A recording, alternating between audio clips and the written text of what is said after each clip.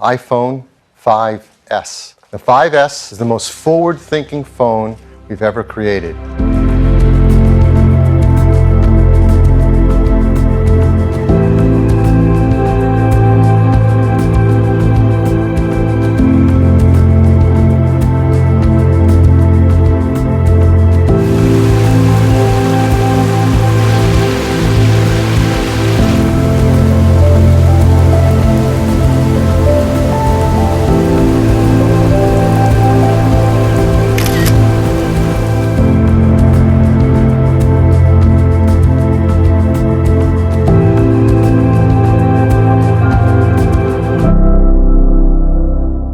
This is the iPhone 5S I bought in the fall of 2013. I recently charged and turned all my old iPhones. Some were sold, but I did keep some that had a sentimental value.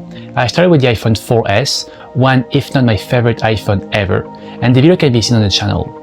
This is episode 2, and today it's all about the iPhone 5S. The 5S followed the design of the iPhone 5 and featured a 4-inch widescreen display. And it felt great to have a large display at your disposal. And I remember one of my friends had upgraded to the iPhone 5 the previous year, and when asked how much of the different display was, the first thing he said was, "My problem is I don't know what kind of app to put on that new row here."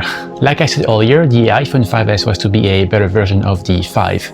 And the most notable new feature was a new home button featuring a fingerprint sensor, which Apple called Touch ID. Another notable change was a new 64-bit architecture powered by the A7 chip, which made the 5S a bit more bulletproof for the future years. But I'm not here to review an 11-year-old phone, because what interests me is the camera and how usable is the iPhone 5S 8-megapixel camera in 2024.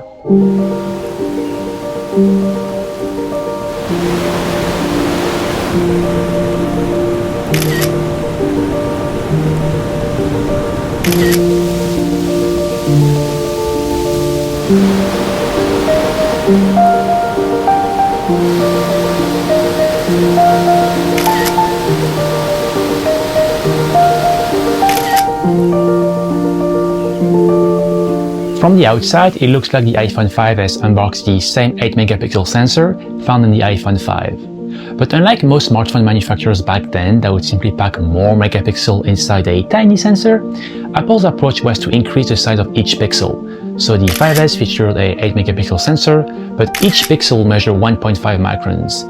As a comparison, I believe the iPhone 5 was around 1.3, and other smartphone manufacturers would generally go between 0.9 microns or 1 microns per pixel. And to quote Apple, bigger pixels equal better pictures. The sensor was also 15% larger than the previous generations, and there was a new 5-element lens with an aperture of f2.2. Software-wise, the iPhone 5S got a new burst mode feature, allowing users to shoot up to 10 frames per second.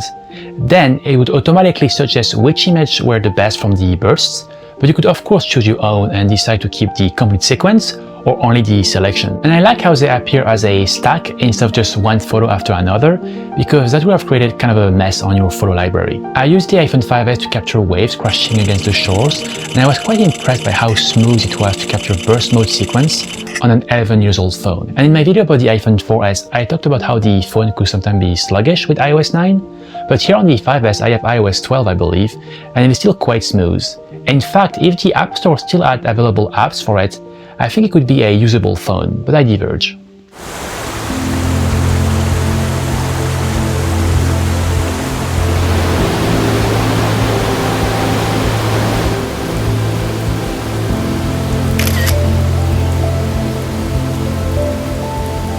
Auto image stabilization was another software feature that helped get a sharper image in low light situations, where the shutter speed was too slow and would normally demand a tripod. And on modern phones, this was replaced by optical image stabilizations, or IBIS. Being an Apple feature, it was fully transparent and happened in the background. And what it did was take several pictures at once and combine the sharp regions of each exposure into a final image. But since it's not a feature you can simply turn on or off, I couldn't really draw a comparison. So instead, I took a look at how many blurry pictures I got with the 4S compared to the 5S, which has auto image stabilizations, which makes things much easier when shooting handheld in low light situation.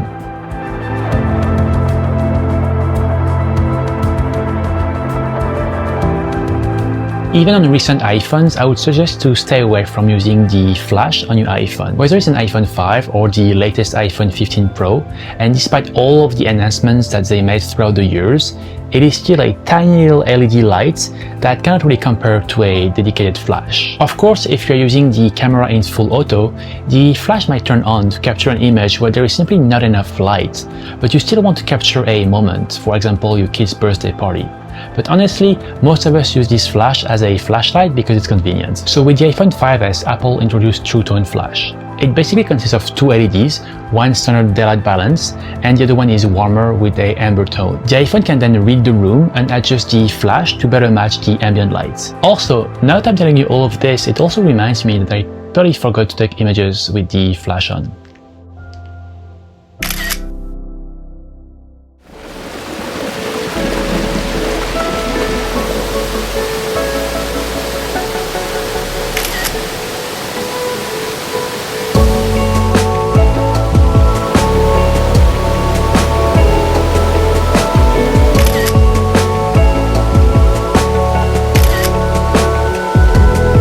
Similar to what I experienced with the iPhone 4S, I really miss when iPhone images weren't looking as processed as they do on modern iPhones such as the 13 Pro. Because for me, it's very hard to shoot image in ETH or JPEG using my 13 Pro because it does this weird HDR voodoo where the highlights are all there and not blown out, but at the same time they're often over bright like Christmas tinsel, if I make any sense. Whereas on the iPhone 5S, images look more natural, at least to my eye. And sure, in zone of high contrast or low light, it doesn't take much to have dark shadows, a blur of any details, with tons of noise. However, the 5S has this auto HDR feature, which can sense when you might need HDR to pull back details in extreme highlights and shadows. And despite being an HDR processed image, I find the final result quite natural, and it's closer to what I would get shooting JPEG on my Canon, for example. In this video, I'm showing two versions of each image. The first one is untouched, straight from the camera, and the second one is edited.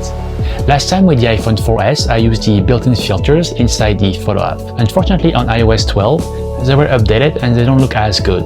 So instead, I used an old app that was still available on this phone called Filmborn. It was an app developed by Mastin Labs, and if you look into film emulation, then you may have heard about them. They specialize in accurate film preset for Lightroom and Capture One. They also make LUTs. But a few years back, they also made a really good app.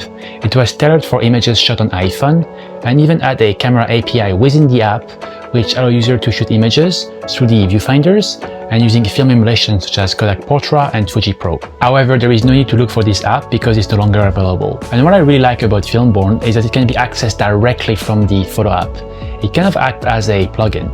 But more importantly, it's a non-destructive workflow, and you can revert to the original image anytime. And when you take an image within the Filmborn app and choose a film profile, well, it isn't baked in, so you can change the film profile later on and even revert to the original image bare of any filters. And I really wish more apps like DehancerPro and Vesco would utilize these awesome features which allow them to tap in directly inside the photo app.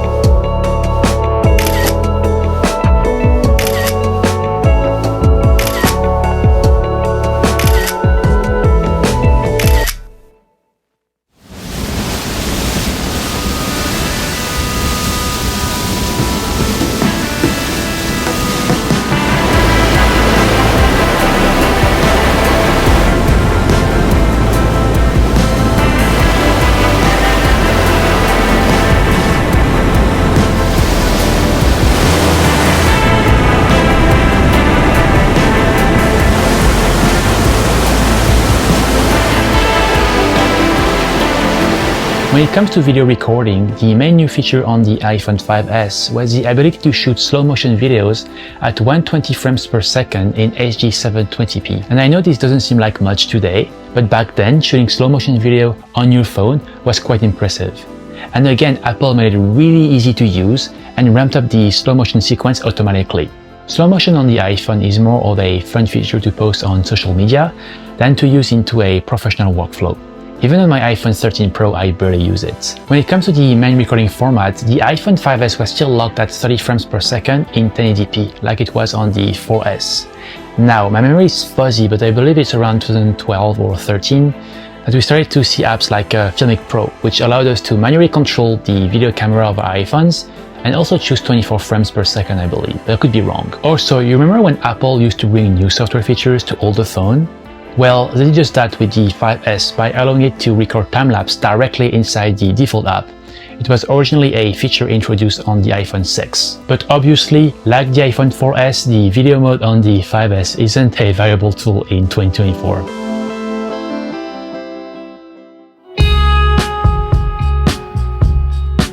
The iPhone 5S was the last iPhone to feature a flat design with a fully integrated camera.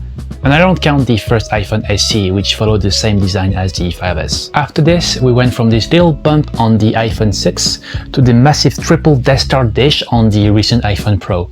And if you look closely, the iPhone 5S camera is the size of the iPhone 13's Pro Flash. And obviously, the recent iPhones takes much better images than the iPhone 5S. But while repeating myself, when it comes to JPEG against JPEG, I found that the iPhone 5S images are more natural than those I get on my iPhone 13 Pro, but it's just a matter of preferences. And don't get me wrong, Smart HDR and Deep Fusions can really make iPhone images pop, but I would also love the ability to turn these features off, like I can turn off HDR on my iPhone 5S. And finally, I don't recommend getting an iPhone 5S in 2024 simply to take photos.